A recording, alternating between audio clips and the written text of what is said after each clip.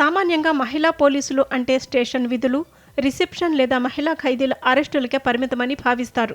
కానీ ఇప్పుడు సీన్ మారింది.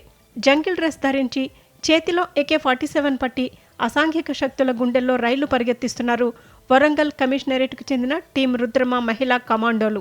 రాష్ట్రంలోనే తొలిసారిగా ఏర్పాటు చేసిన ఈ ఉమెన్స్ స్పెషల్ పోలీస్ ఫోర్స్ ఇప్పుడు పోలీసు శాఖకే గర్వకారణంగా మారింది.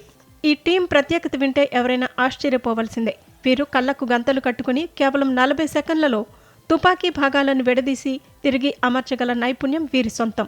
మార్షల్ ఆర్ట్స్, స్పెషల్ డిఫెన్స్తో పాటు AK-47, SLR వంటి భారీ ఆయుధాలను ప్రయోగించడంలో వీరు ఆరితేరారు. గ్రే హౌండ్స్, SPG తరహాలో వీరికి కఠినమైన శిక్షణ ఇచ్చారు.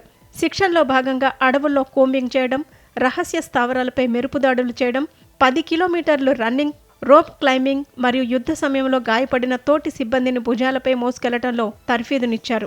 AR విభాగంలో శిక్షణ పూర్తి చేసుకున్న 40 మందిలో అత్యంత చురుగ్గా ఉన్న 21 మందిని ఎంపిక చేసి ఈ టీంను రూపొందించారు.